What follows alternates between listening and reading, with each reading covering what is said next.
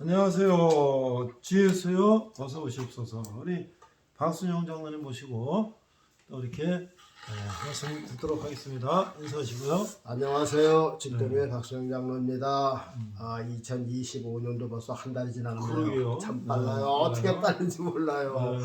어쩌면 그렇게 금방 지나가는지 모르겠어요. 2월달은 또 28일이 안 되잖아. 그러게 말이에요. 벌써 2월 지나갔잖아요. 그렇죠. 그러니까 벌써 참 빨라. 금방이야. 이제 2월 되고 3월 되면 3월 됐나 보다 하면 금방 5월 되고 그게 5월 됐나 보다 하면 절반 지나갔고. 복 들어오고 응. 참 빠릅니다.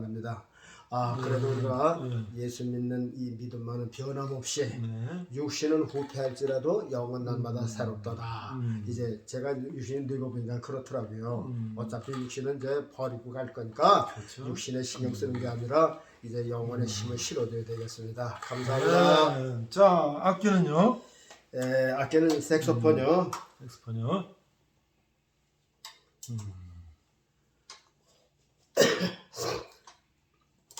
제가 사실 지나간 한 주간 동안에 목된 아주 감기 때문에 아이고. 부르지도 못했어요. 그래서 안타가지고 오늘 간신히 지금도 이제 콧물이 나오려는 건데 마스크 쓰고 할 수 없잖아요. 네. 그래서 저 오늘 여러분들한테 이렇게 색소폰으로 이제 네. 진실하신 조성영 네. 들려드릴까 합니다. 유튜브에서 저 트럼펫 배우는 거를 네. 우리 아는 장로님이 네. 유튜브 하다가 이제 봤나 봐요. 네. 어저께 이제 전화가 만사이전해서 오우 장로님 이제 트로피 소리 이제 괜찮던데. 거기까지 소문이 났어요. 네, 그러니까 유튜브를 이제 이렇게 넘기다 봤나 봐. 오 장로님이 그런 것 좀 하는 장. 밤하늘에 트럼펫 하고. 오 트로피 그 불기가 힘든 건데 잘 불는데 이게 잘 들렸나 봐요. 색소폰도 그보다는 쉽지만 또 이게 좀 어렵더라고요.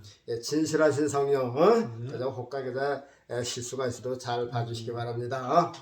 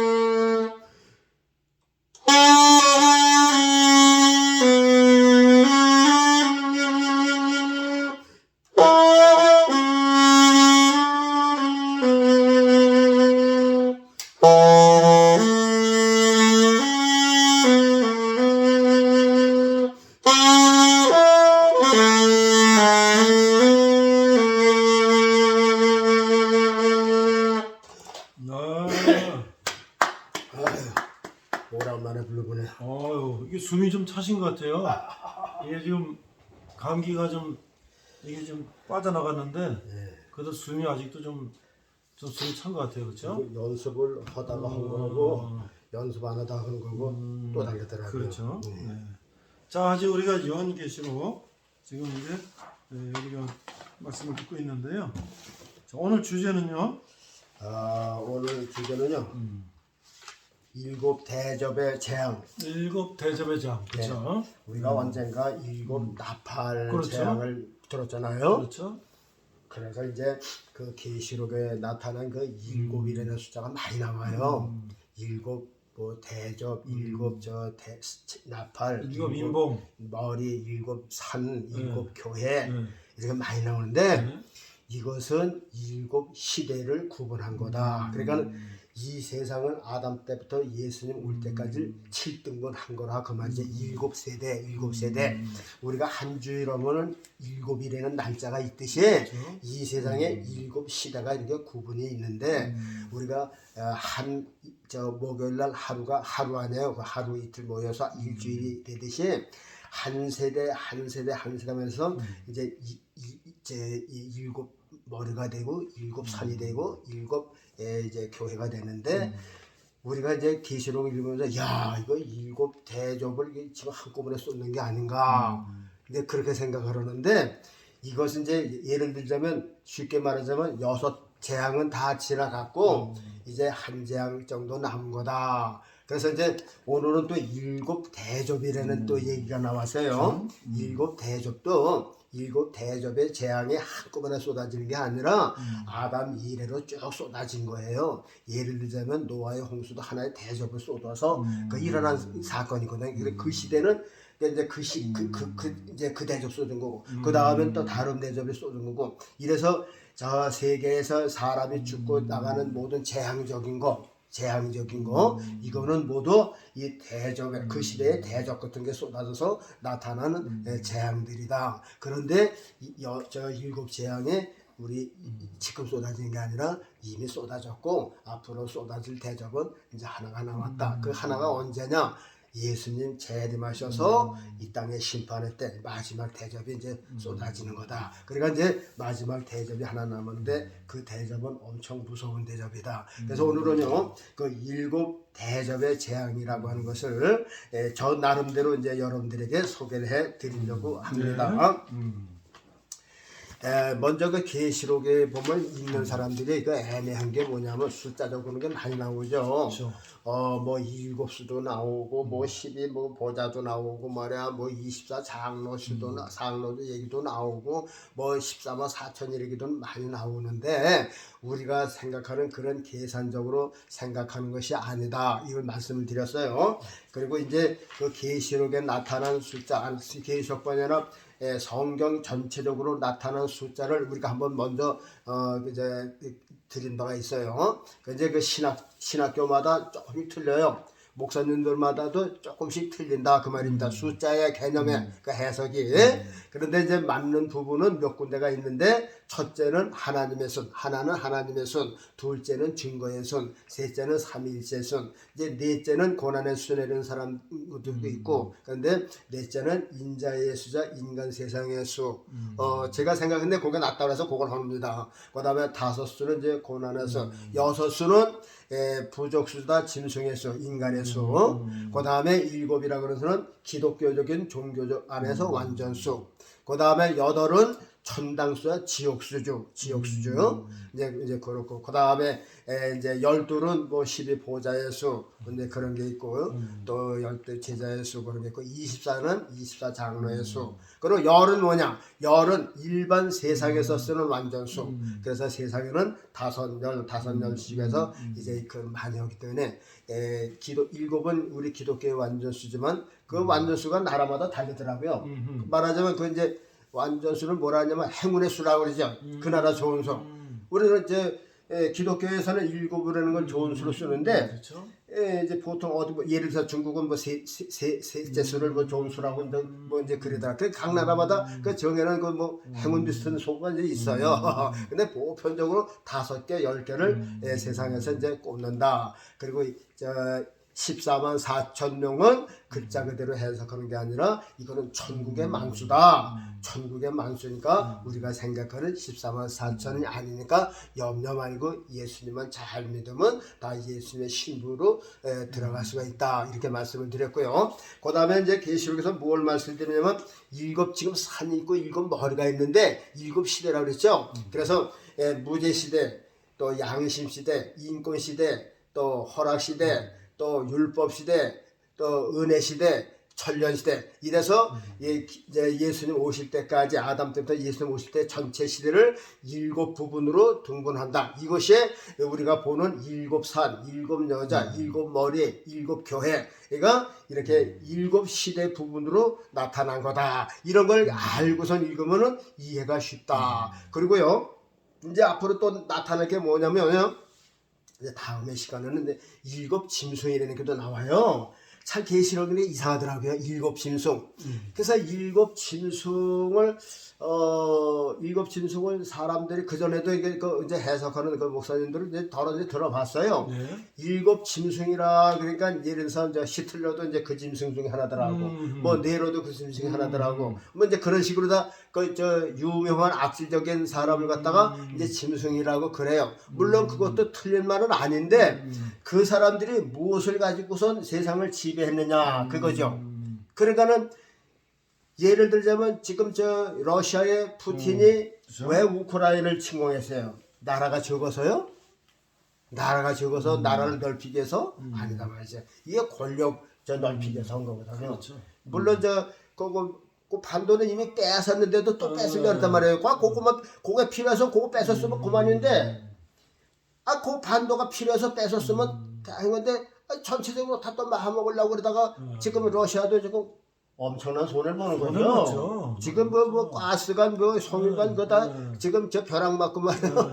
그거 복구하려면 야, 그러니까 그 푸틴이 왜 그랬어? 이 교만 얼마나 교만해요. 저 푸틴은 눈 보세요. 저 독사의 눈 같아요. 그렇죠. 그래요, 묻지도 않아요. 그래요. 그러니까 그게 이제 뭐냐면 권력. 그러니까 여기 시대 보면 이제 인권 시대, 인권 시대하고 죄 보면요. 이제 그 식욕이라는 게 있고 또 세욕이라는 게 있고 이 권세욕이야. 그러니까 권세욕이 있으면 사람들이 남의 나라를 침공해요. 그럼 권세욕 안에는 뭐가 있어요? 명예욕도 있는 거야. 그러니까 이게 지금 제가 불러드린 이 죄악의 일곱 가지가요. 수천 가지의 죄가 다 이 안에 있어요. 식욕, 성욕, 권세욕, 우상숭배, 외식, 시기, 교만이라는 일곱 가지 죄악에 사람 죽이는 거, 미워하는 거, 모든 죄가 다 이 안에 있다 그 말이죠.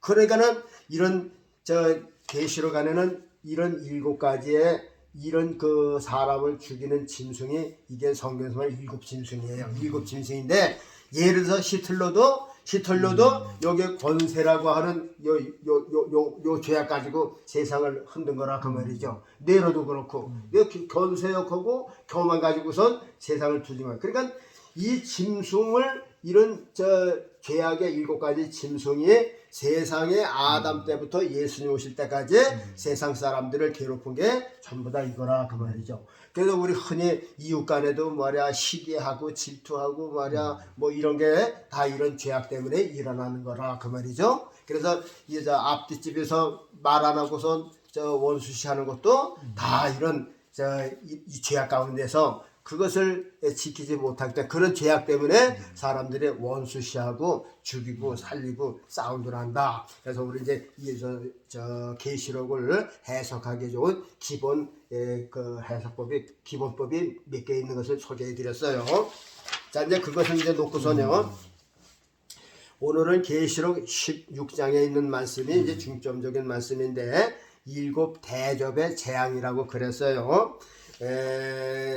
계시록 16장 2절에 첫째가 가서 그 대접을 땅에 쏟음에 악하고 독한 헌대가 짐승의 표를 받은 사람들과 우상에게 경배하는 자들에게 나더라.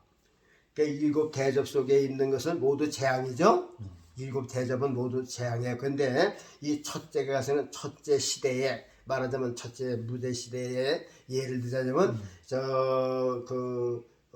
대접을 땅에 쏟음에 악하고 독한 헌대가 짐승의 표에, 그러니까 짐승의 표라고 하는 거는 지금만 받는 게 아니라 아담의 자식 가인 때부터 저주가 임했거든요. 그렇죠. 아담 때부터 첫째 저주가 임했고 둘째 번째 저주는 가인 때 일어났거든요. 그때 벌써 짐승의 표를 다 받은 거예요. 그러니까 짐승의 피하고 저주의 피하고 그러니까 가인의 피는 저주의 피해 이게 짐승의 표를 받은 거라 그 말이죠. 그 다음에 아벨의 피는 이제 그리스도를 상징한 것이 세상에 두 줄기의 피가 이렇게 흐르고 있어요. 흐르고 있단 말이죠. 그런 가인의 피를 받은 거는 이게 짐승의 표를 받은 거예요. 영적으로요. 영적으로. 그 가인은 짐승과 같이 사람을 무고 제게 동생도 몰라보는 게 짐승이지 그건 사람이라고 볼 수가 없는 거죠. 그러니까 이게 짐승의 표라고 하는 것이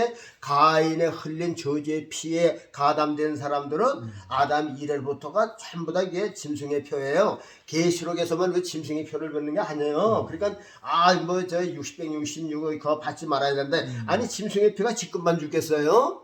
인류가 태어난 지가 얼만데. 그러니까 아담 때부터 벌써 가인의 피를 통해서 계속해서 마귀들은 짐승의 피를 갖다가 받게 하는 거라 그 말이죠. 그때도 짐승의 표가 있었는데 그때도 짐승의 표를 받은 사람들이 어떻게 됐어요? 전부 다 죽었죠. 그러니까 노아 홍수 때 다 죽은 거예요. 그 다 그 원인이라니까요. 그러니까 아담 때부터 노아 홍수 때까지 이제 그런 첫째 시대, 둘째 시대가 그렇게 해서 그 재앙의 대접의 재앙을 받아서 심판을 받은 거다. 우리가 이제 그렇게 생각을 하면 이해가 좋아요. 그런데 이 대접이 이제 앞으로 일어날 거다. 그건 아니다. 이렇게 일단 생각을 하시고요. 두 번째는요.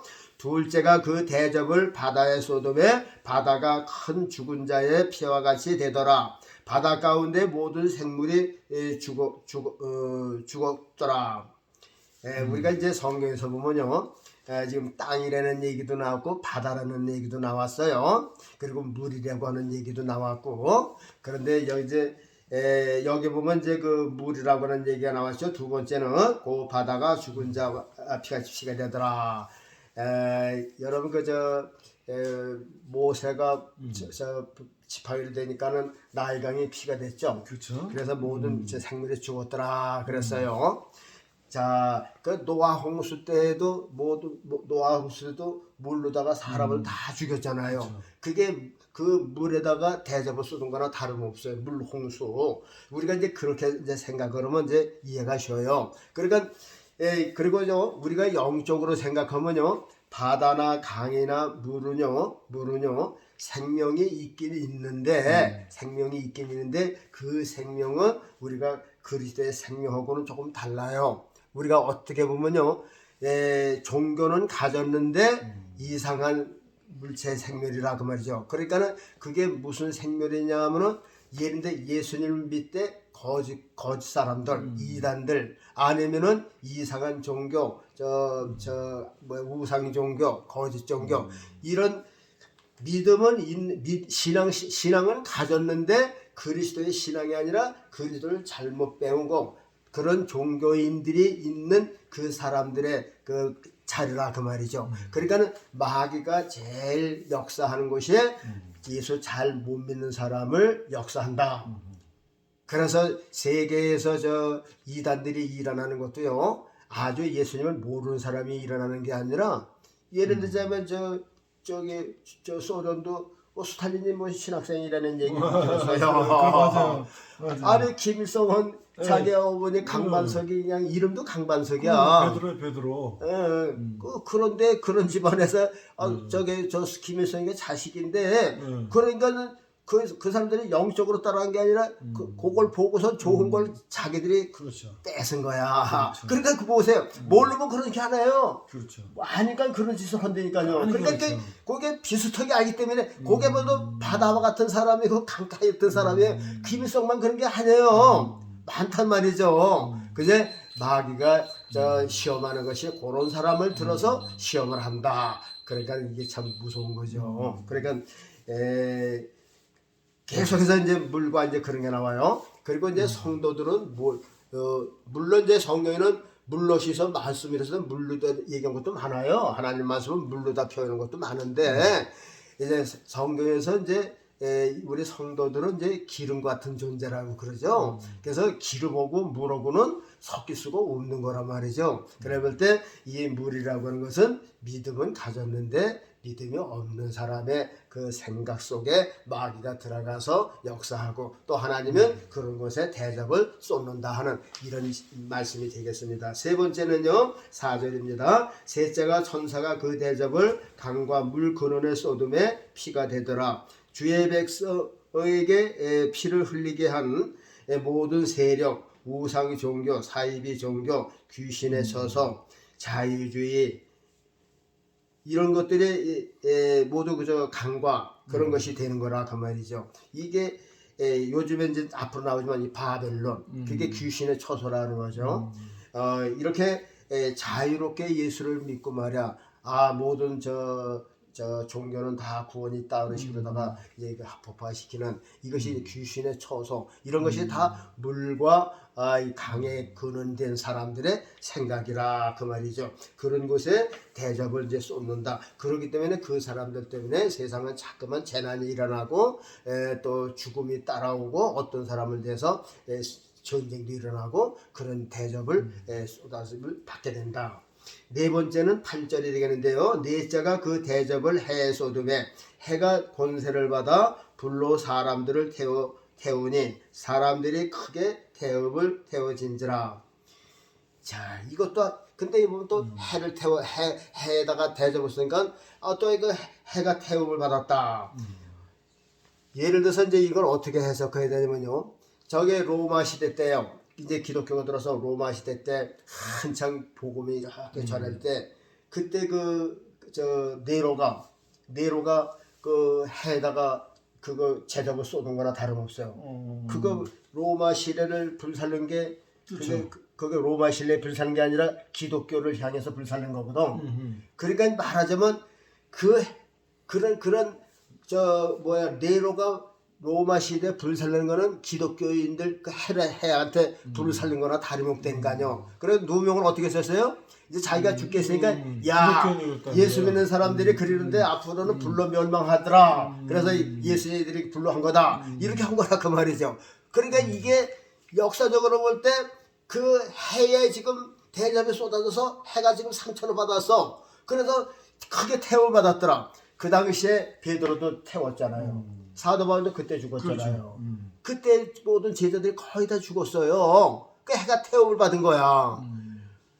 그래서 죽지 않으려고 사람들이 어디로 갔어요? 카파톤베 저기 지하로 땅속으로 그렇죠. 들어갔어요. 그렇죠. 어떻게? 그리고 또 저기 터키에 가면 카파도기아라고요. 바위 속으로 들어갔어요. 대림구유 지하로 전부 다 땅. 저는 그 두 곳을 다 가봤어요. 로마에 있는 카타콤베도 가봤고요. 카파도기아도 가봤어요. 와, 하나님께서 성지순례 잘 보게 해주셨어요. 와, 저기 카파도기아 가면요. 와, 그 땅이 말이야 전부 다 이 석회질 땅이에요. 그렇죠. 그래서 들어가는 입구는 적어요, 얼마나. 여러분들 미국이 베트남 정쟁 때 왜 졌어요? 그 땅굴 때문에 졌잖아. 땅굴 때문에. 지상에서 막 폭격으로 하니까 발견할 수가 없어요.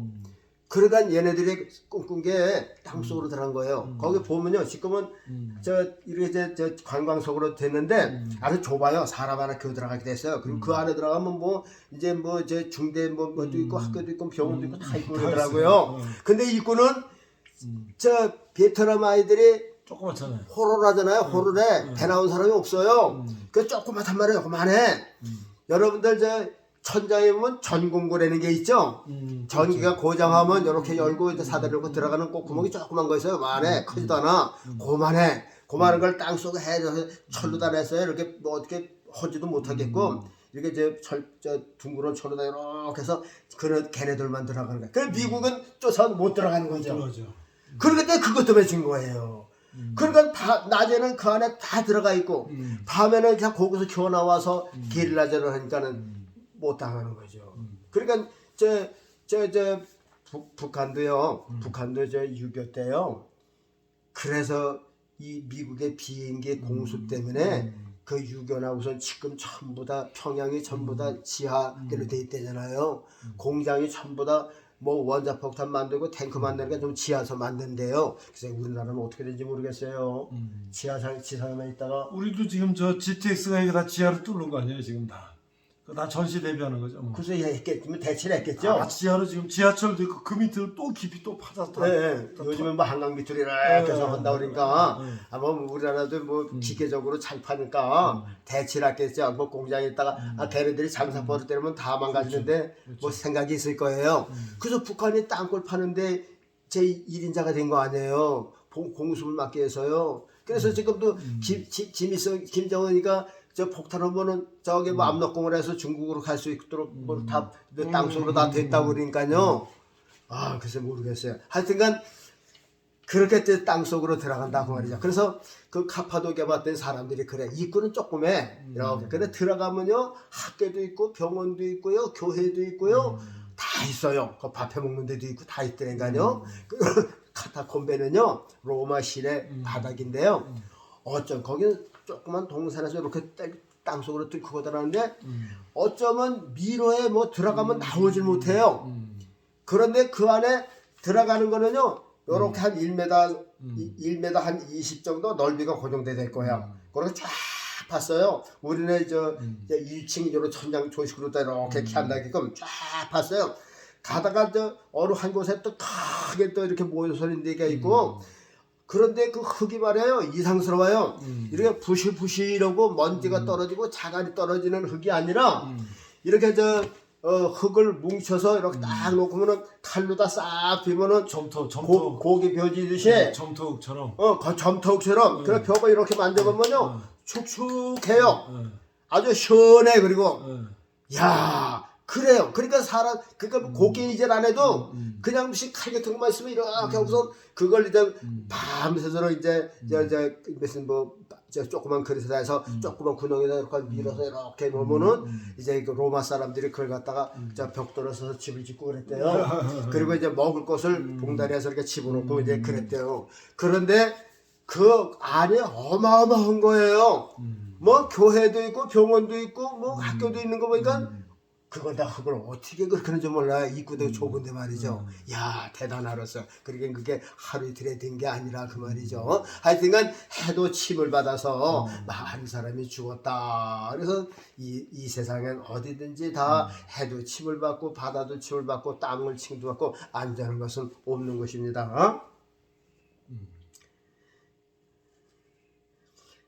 다섯 번째예요. 10절이 되겠습니다. 계시록 16장 10절. 또 다섯째가 그 대접을 짐승의 보좌에 쏟음에 그 나라가 곧 어두워지며 사람들이 아파서 자기 혀를 깨물고 아픈 것과 종기로 인하여 하늘의 하나님을 해방하고 저의 행위를 회개치 않더라. 그랬어요.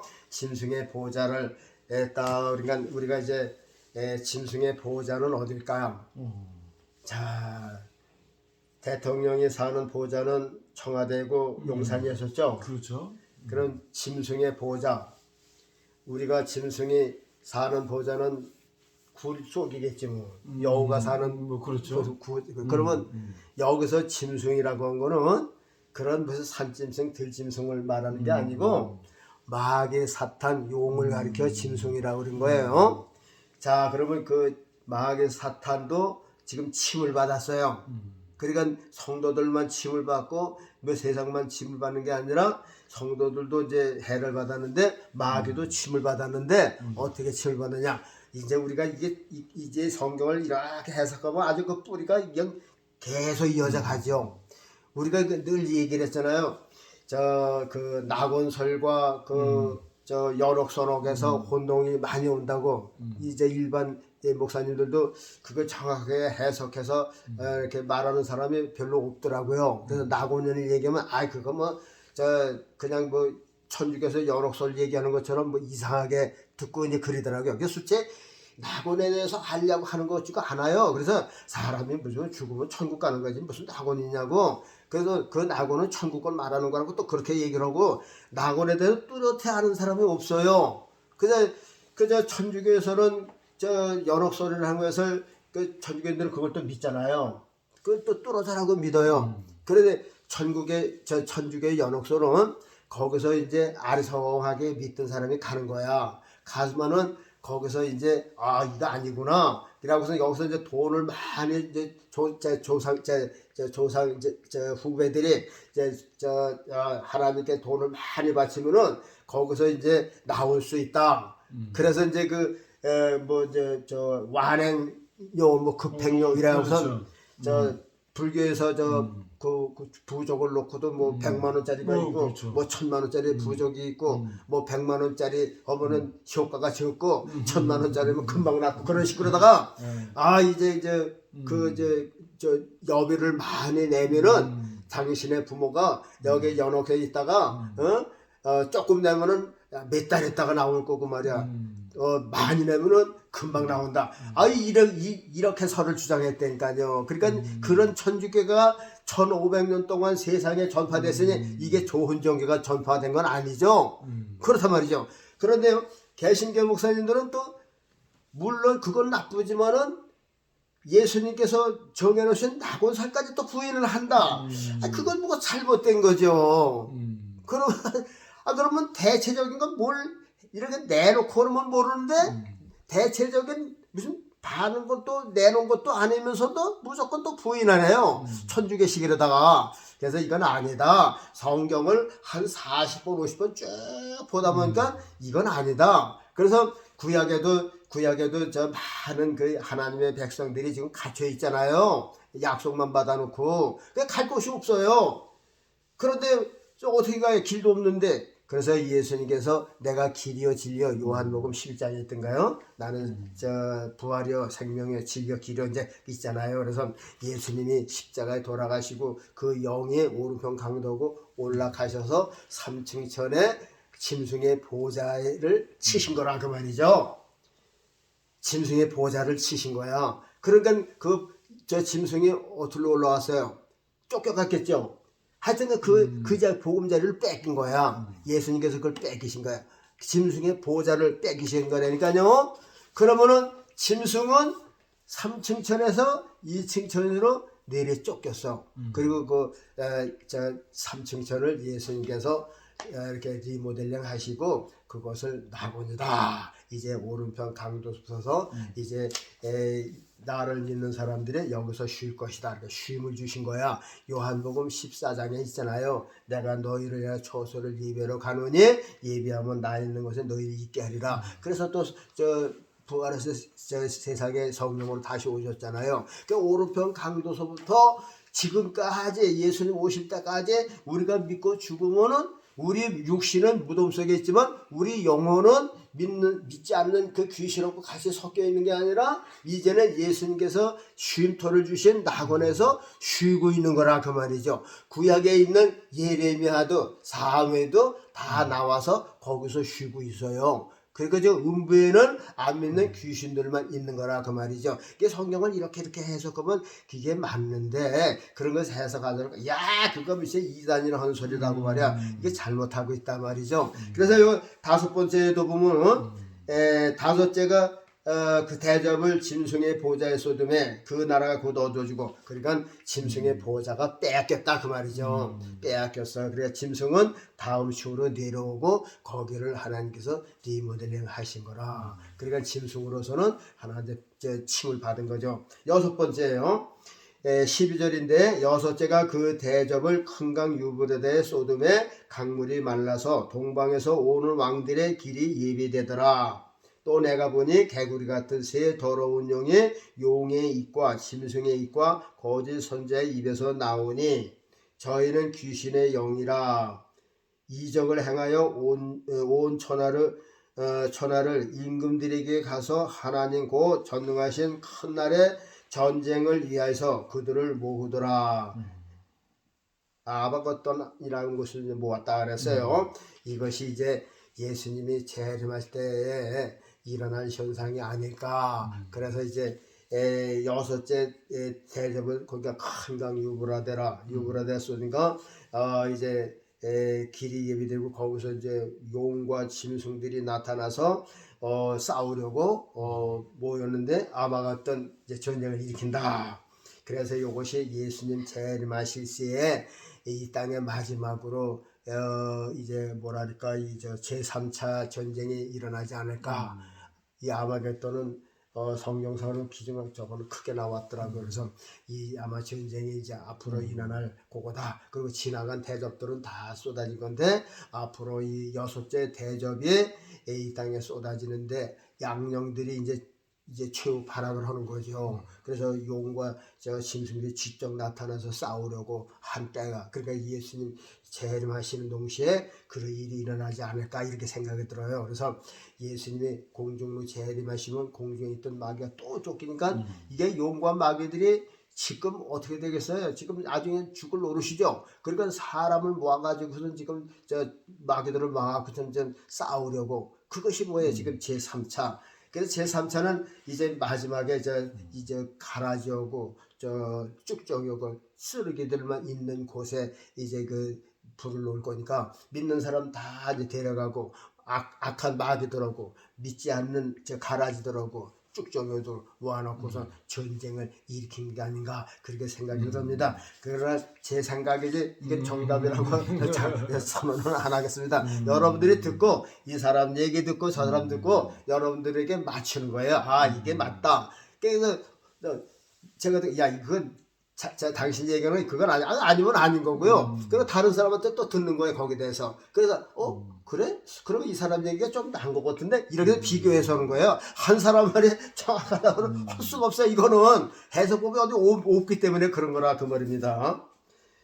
일곱째가 그 대접을 공기 가운데 쏟음에 매우 큰 음성이 성전에서 보좌로부터 나서 가로되 되었다 하니 번개와 음성들과 내성이 있고 큰 또 지진이 있고 갈라지고 만국의 성들도 무너지고 큰 성 바벨론이 그 맹렬한 진노의 포도잔을 받으며 각 성도 산악도 없어지더라. 그러니까 이제 예수님이 이제 재림하시고 천년 시대에 이루어지게 되면 이 바벨론 같은 이 세상 이제 다음에는 또 바벨론 또 얘기가 나와요. 하여튼간 모든 것이 다 없어진다 그랬어요. 만국의 성들은 무너지고 큰 성 바벨론이 무너지고 하는 것을 보니까 이 세상이 이제 없어진다, 끝난다. 그러니까 예수님 재림하시고 예수님 천년 시대 때 이루어지는 광경이 아닐까 이렇게 생각을 합니다. 하여튼간요, 계시록은 어렵습니다. 그러나 여러분 어느 한 사람이 정답이라고 그 쫓아가지 마세요. 아무리 박사라도요, 이거 전체적으로 다 아는 사람은 없어요. 그러니까 그 사람에게도 맞는 얘기가 있거든요.